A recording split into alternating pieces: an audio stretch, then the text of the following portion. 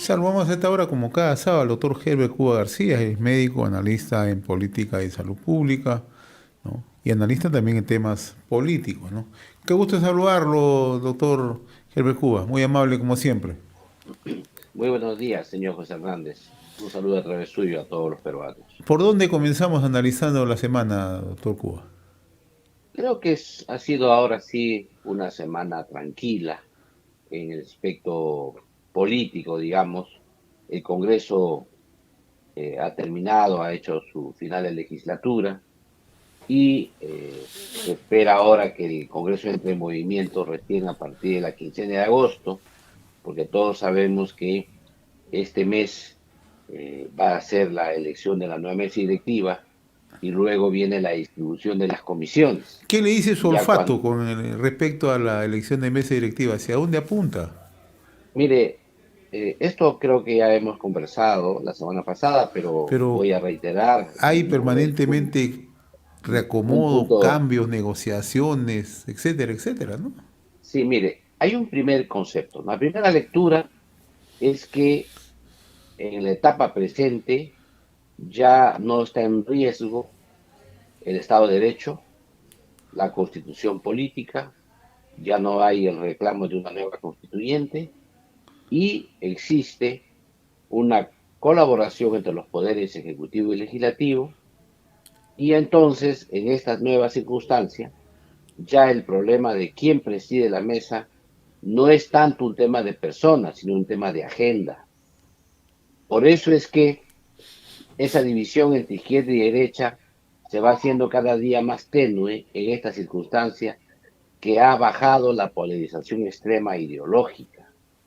Y en eso creo que hay que tomar en cuenta que los epítetos que se tenían en el periodo pasado hasta el 7 de diciembre contra los congresistas de una u otra bancada, eso ha bajado en el Congreso en este lapso que viene de diciembre a la fecha. Pero por otro lado también hay que señalar, es que la Presidenta de la República no tiene bancada. Bueno, ahora tiene una, que es Alianza para el Progreso, pero es una bancada de todos modos minoritaria. Entonces requiere, de alguna manera, volver a sus fuentes, que es el Partido Perú Libre, de donde proviene la Presidente, y por tanto es normal que ella desde el Ejecutivo también busque que esa bancada, que de alguna manera, que la representa ella, pueda tener mayor protagonismo en el Congreso de la República.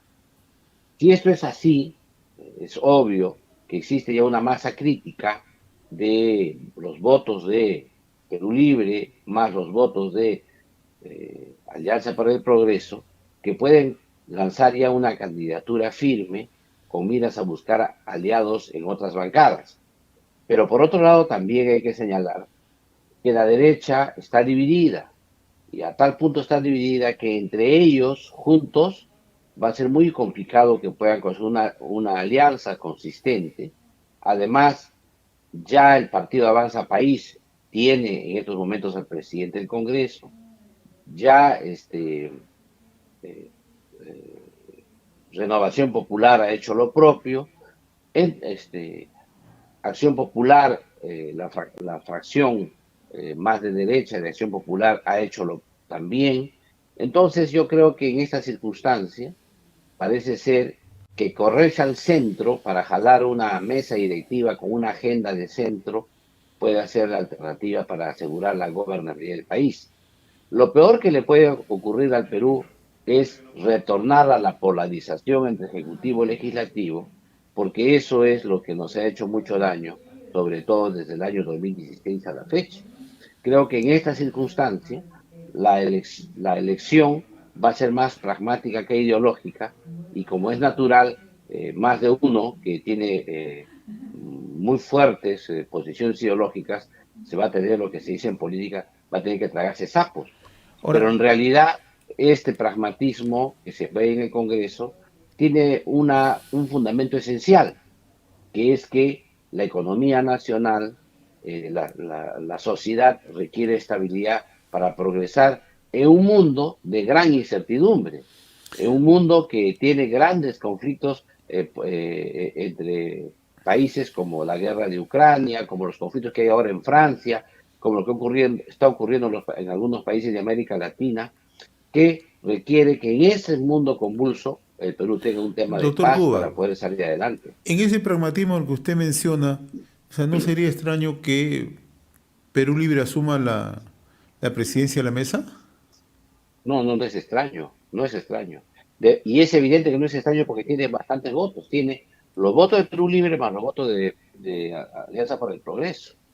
Y en ese segmento tienes una fuerza que puede tener la contundencia de negociar con otros espacios. ¿Y hacia Lo que dónde sucede, y hacia dónde usted cree que apunte Fuerza Popular? ¿También en esa línea? creo que sí, porque sería provechoso inclusive que así sea, porque eso aseguraría una agenda de centro a la mesa directiva. No sería adecuado dejarle todo en un solo lado del Congreso. Yo creo que ahí tendría que haber un equilibrio en la composición de fuerzas, de tal manera que la resultante de esa convergencia sea una agenda democrática, una agenda de respeto de la estabilidad política del país y sea una agenda sin antis, que es lo que ha dañado a la política peruana desde del año 2000, ¿no? Que todo era antiaprismo y antifujimorismo. Yo creo que esos dos temas tienen que avanzar ahora en esta nueva mesa directiva. En julio también tenemos otro escenario, ¿no?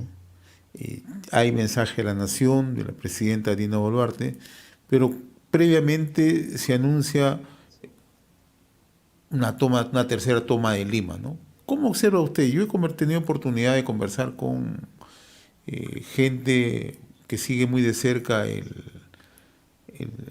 devenir ahí en la zona sur del país y ellos consideran de que no existen las condiciones, no hay organicidad. Hay otros que dicen que sí, ¿no? Que así como están las cosas, esto puede incubar a una movilización. ¿Cómo lo ve usted? Mira, acá hay varios temas. El primero de ellos, ¿cuál es el agente de cambio? ¿Quién haría la promoción de esto? ¿Cuál sería el agente interesado en que haya las marchas en el país? Es la primera pregunta que tenemos que responderles. Y aquí hay dos grandes grupos, digamos. Uno de ellos es desde los partidos políticos, que son aquellos que siguen insistiendo de que se vayan todos, que es lo que denominamos la izquierda progresista y que peyorativamente se le llama la izquierda caviar, que ellos insisten en señalar que se vayan todos. Y aquí tienen algún espacio, algunas organizaciones no gubernamentales, algunas organizaciones académicas, profesionales, etcétera. Este es un espacio, pero este es un espacio que no tiene pueblo, que no tiene masas para lograr ese objetivo, porque precisamente ellos lo que hacen es señalar lo que hay que hacer, pero alguien tiene que darle el respaldo para que se ocurra. Entonces, el segundo aspecto sería las masas, digamos, los grupos humanos. ¿Y cuáles serían? Los descontentos que están en la actual política, que no están organizados. Lo único que podría existir es una vez más, algunos sectores que siempre son violentos y son marginales, digamos, en la política nacional, los que pueden organizar a un nivel de violencia y caos.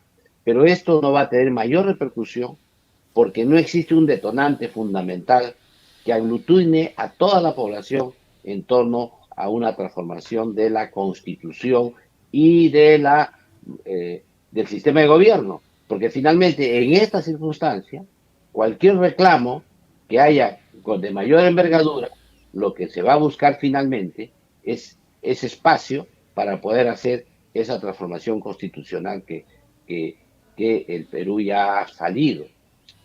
Y tercer punto, creo que hay que ver a quienes quieren la estabilidad. Luego de haber sobrepasado una crisis de gobiernos sucesivos por la alta polarización desde el año 2016 a la fecha, creo que la población está cansada de esos temas de discusiones políticas y lo que piensa más bien es el espacio de fortalecer el desarrollo económico, de tratar de mejorar el crecimiento, de que se estabilice el dólar, que las variables macroeconómicas se mantengan y que se disminuya la pobreza.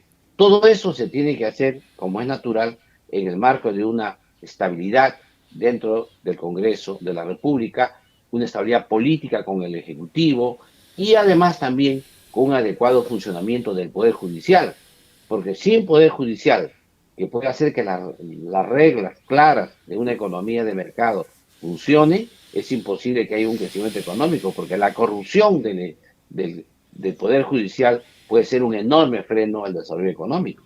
En esas circunstancias, entonces, lo que se espera es que la madurez prime y que esta mesa directiva presida a la derecha o presida a la izquierda, pero que va a tener un componente mixto dentro de su composición.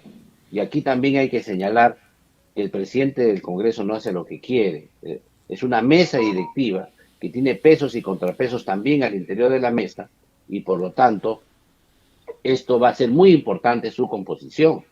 Y dicho sea de paso, lo que hemos visto desde el año 2021 hasta la fecha es que esta composición de la mesa, que ha sido variopinta, inclusive con alguna gente que tuvo algunas denuncias, inclusive desaforados por corrupción, sin embargo esta mesa se ha recompuesto y en las mismas líneas matrices ya condució el Congreso en lo que hemos visto nosotros ahora como resultado. Eso no significa que no haya tenido serios problemas, serios tropiezos, sobre todo el manejo de congresistas que en modo individual han cometido pues fechorías, digamos, dentro del Congreso, ¿no? Como mochasueldos, etcétera. Sin embargo, en general el Congreso ha estado las expectativas que el Perú ha necesitado en estos 2 últimos años. Hemos logrado revertir un golpe de Estado, hemos logrado que la democracia se mantenga y sobre todo se ha logrado frenar esta avalancha que venía incluso desde el extranjero para modificar nuestro régimen político y económico en el país. Vamos a otro tema, doctor Cuba. Su reciente artículo en El Montonero habla de inercia en la nueva gestión del Ministerio de Salud, ¿no? Y ayer se ha reunido el ministro de Salud con los gobernadores regionales, ¿no? Para trazar la política, la estrategia que está siguiendo el sector, ¿no? Cuando usted señala inercia en sí, o sea, ¿cómo está mirando el tema de salud? Tenemos dengue, tenemos el problema de Guillaín-Barré, tenemos el problema de niño costero, niño global, etcétera, etcétera, ¿no? Que forman parte de la salud pública, ¿no? Pero esta inercia, ¿qué nos indica? ¿Que no se está haciendo nada? Mire, que se continúa lo que hacía la ministra anterior, ¿no? ¿Ya? Y esto es quizá catastrófico, porque, por un lado, la presidenta de la República ha señalado que ha sido una muy buena ministra, una excelente ministra, que ha sido una gran pérdida para su gabinete, como colocándole una valla alta al ministro nuevo entrante, el ministro de Alianza para el Progreso. Y en consecuencia, en esta valla que le coloca, es una imitación a lo que hacía la exministra. Entonces, esta imitación automáticamente se traduce en el tema político, en una inercia a lo que se venía haciendo antes, a continuar con el impulso que se tenía antes. Y esto es serio, y digo que es grave, porque el diagnóstico está equivocado. No es verdad que fue una gran ministra, había falencias terribles, la prensa casi a diario motejaba todos los desatinos que se tenían en esa gestión, desde desatinos comunicacionales hasta la falta de comprensión de lo que es un manejo estratégico desde un despacho ministerial. Todos esos temas que ya veíamos ha llevado a que, como es natural, el nuevo ministro haya cambiado su equipo de asesores, sus cargos de confianza, y a las 24 horas y 48 horas hayan sido repuestos. No entendemos cómo es que entra un ministro, cesa funcionarios y al otro día deja sin efecto las resoluciones de cese cuando vuelva a sacar otra resolución nombrándolos de nuevo en el mismo cargo. Entonces ahí lo que se nota es que hay por lo menos una suspicacia en analizar por qué ocurre eso, por qué no trae su equipo que teóricamente todo ministro trae porque son cargos de confianza, su equipo más cercano de asesores, de funcionarios, de jefes de gabinete, de directores generales, etcétera. ¿Qué pasó ahí? De viceministros, etcétera. ¿Qué pasó ahí? ¿Dónde está el cortocircuito que hace que tengas que retroceder para volver con los funcionarios que tú quisiste quitar en su momento? Ahí las lecturas son varias. Hay gente que señala que, bueno, no tiene equipo y por lo tanto pensó llenar con gente de su partido que al final no tiene en su partido gente capacitada para eso.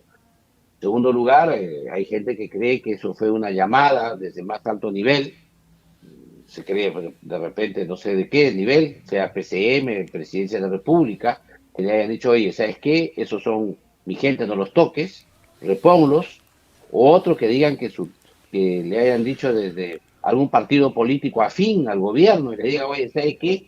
Esa es mi gente, no la toques, ¿no? O también que haya grupos de interés que le hayan presionado para que esos posicionados no sean cambiados.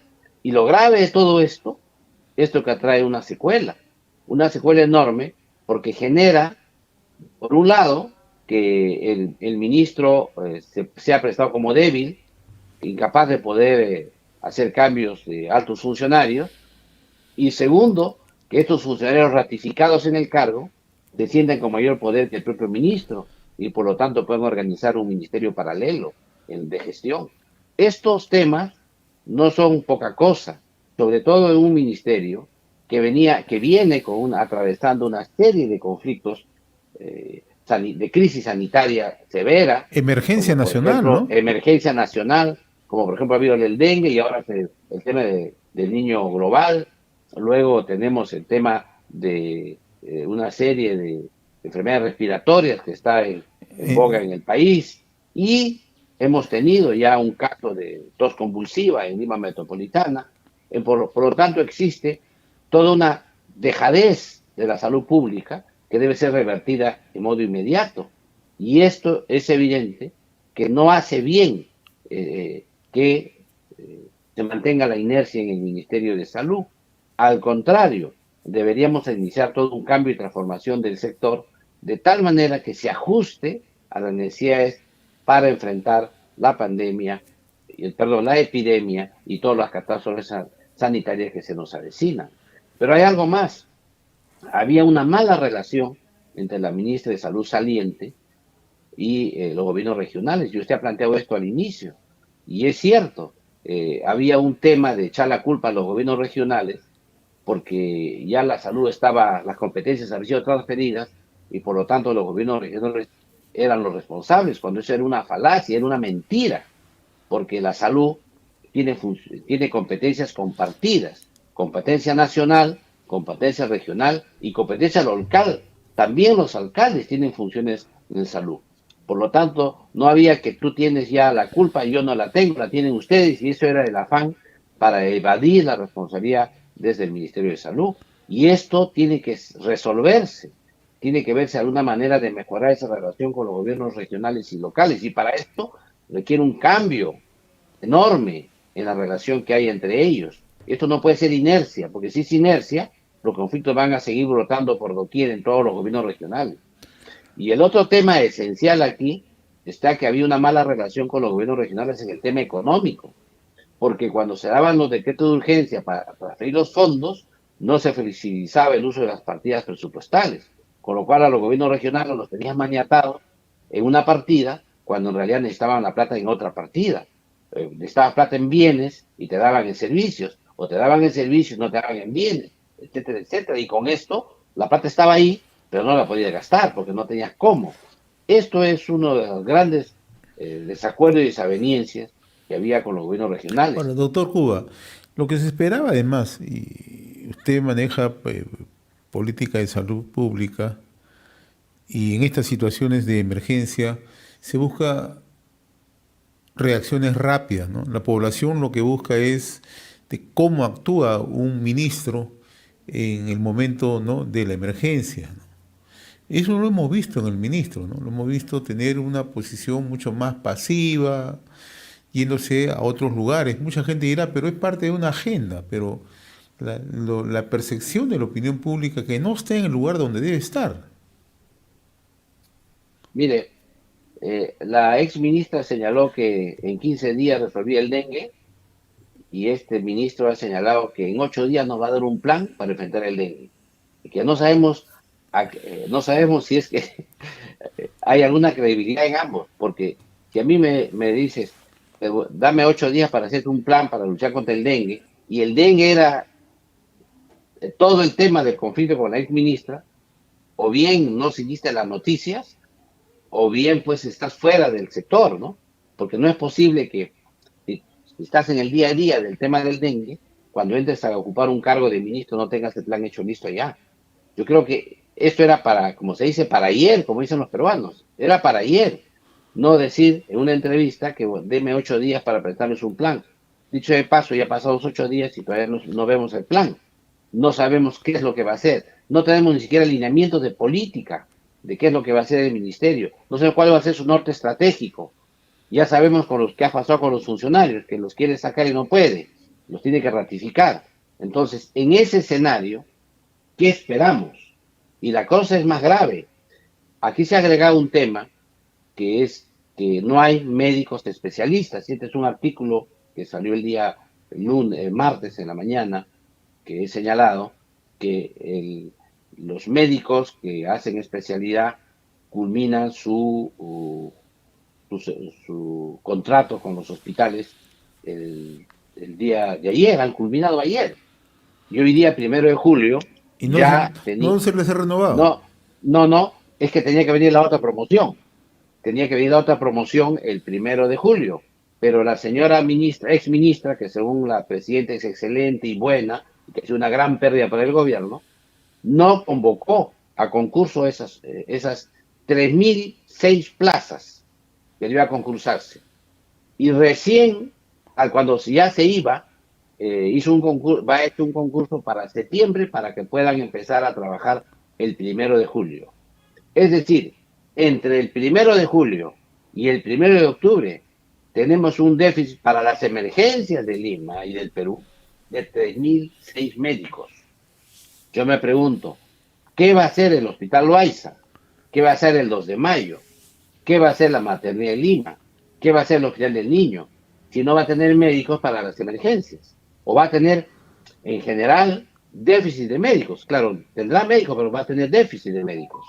Entonces, este impasse ha recibido el ministro y esperaba ayer, anteayer, hoy día en el peruano, o autorización para que se contrate, se postergue el contrato de los médicos que ya se iban hasta julio, hasta octubre, de tal manera que no haya pues una brecha, un bache, un hueco, un forado entre julio y 1 de octubre de especialistas en Lima y en el país.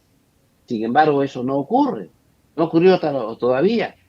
Y es más, algunos directores de hospitales, con algunos funcionarios de menor jerarquía de los hospitales, empiezan a decir, bueno, pues si no hay médicos, que los médicos jóvenes trabajen doble turno, que los médicos jóvenes trabajen también en la tarde, que los residentes, que son los médicos que hacen especialidad, cubren, que no hacen guardias, porque, por ejemplo, son psiquiatras, son endocrinólogos, médicos que no hacen guardias, que hagan ellos también guardias, que los obliguen a hacer guardias, porque hay que cubrir esos vacíos, esos huecos.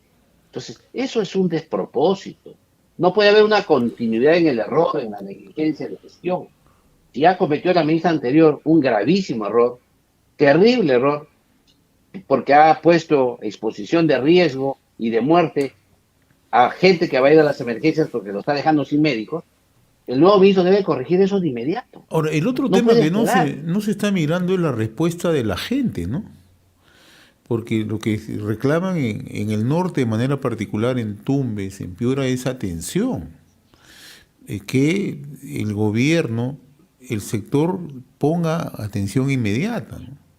Eso no se está percibiendo, muy por el contrario, las veces que uno conversa con representantes de los gremios, con representantes de la propia población, siente que hay una ausencia del Estado, ¿no? Entonces, ¿quién corresponde hacer el trabajo directo? Es al sector.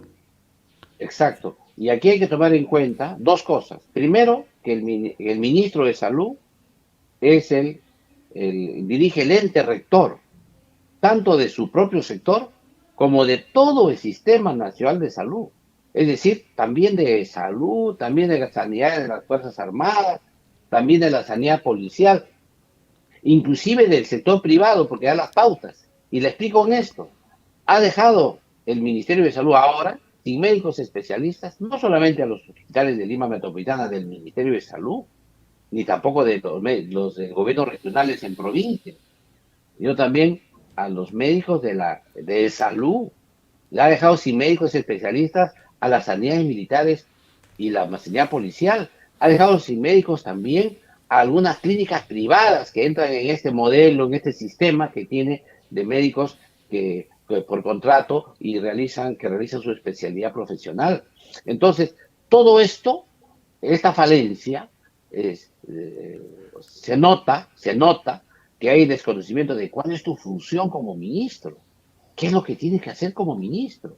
Esto es un tema que todos critican porque finalmente cuando el paciente llega a una emergencia y no encuentra médico, o encuentra un médico que está muy ocupado y tiene que hacer cola, pasar 2, 3, 4 horas en emergencia, con dolores, con cólicos, etcétera, porque el médico está ocupado con otros pacientes, entonces la cosa es grave. La situación es más, en Lima es grave y también es grave en provincia. Imagínese usted Piura, que ya tenía una falencia y una escasez de médicos, pero veamos otras regiones, ¿no? Como Arequipa, Puno, etcétera. Yo creo que la situación no puede agravarse más. Se tiene que hacer algo. Y ahora tenemos otro problema, que no hay Congreso, porque el Congreso ahora terminó su legislatura, Tenemos ya comisión no puede permanente nomás, ¿no? Claro. una comisión permanente, pero no hay una comisión de Así salud y es. población que pueda citar al ministro, a decirle, señor ministro, qué esto está haciendo con su sector, de sus pautas. Tenemos que esperar hasta el mes de agosto. Sin embargo, yo desde aquí le pido al ministro de Salud que no espere agosto a dar cuentas al país, que lo haga ya, que salga y diga, estos son mis lineamientos, estas son las medidas que requiere mi sector, claro que debe ser científicamente fundada, ya no queremos agüita Claro. lastimada ni esas cosas, ¿no es cierto? ¿Qué medidas requiere mi sector? Y además que señale qué medidas urgentes va a tomar en el tema de recursos humanos, que es el tema que estamos hablando, de médicos especialistas para las emergencias, que vea qué va a hacer para enfrentar el niño global, qué va a hacer para enfrentar el dengue, qué va a hacer para enfrentar las enfermedades respiratorias. Ojo, ya están muriendo niños en las zonas altandinas por, por el frío que hay y las enfermedades respiratorias. Entonces, existe una agenda permanente en el sector salud que alguien tiene que decirnos qué está haciendo. Hoy día el titular del comercio Anemia, señala anemia. que la anemia, y eso ya lo hayamos nosotros señalado Así hasta es. acá en este espacio hace ya varias veces. Sin embargo, el titular del comercio hoy día dice anemia. Señor, ¿y qué hacemos con eso? ¿Cuál es la nota de prensa del ministro de Salud para que diga, señores, con la anemia, qué estamos haciendo? O la ministra de Inclusión Social, que también interviene en estos temas Claro. del tema Porque de es la un anemia, trabajo multisectorial. Así es. multisectorial. Sin embargo, nada. No sé, no sé qué pasa. Este es un tema bien Eh, delicado. Yo lo comprometo en la próxima semana a hablar sobre el mismo, todo este tema, anemia y desnutrición infantil. Los indicadores son muy preocupantes. Bastante, bastante preocupantes. Son terribles. Y AINEI había señalado las cosas seriamente y ahora Endes ratifica todo Así esto. es. Yo creo que no hay forma de que podamos salir de la pobreza si nosotros Así no es. enfrentamos ese tema de la niñez, porque finalmente este es nuestro capital del futuro. Y como todos sabemos, estos niños pueden tener daños cognitivos severos a futuro, temas de desarrollo de la inteligencia humana. Entonces, este es un tema de mucha gravedad e importancia para el país. Espero pues que, como es un ministro nuevo, y que estas recomendaciones que le hacemos las tome en cuenta y resuelva los problemas del país en el más breve plazo. Muy bien, doctor Heber Cuba. Como siempre, muy agradecido por esta comunicación cada sábado a través de RCR y La Semana. Ha sido un gusto conversar con usted. Un placer una vez más, señor José Hernández. Gracias.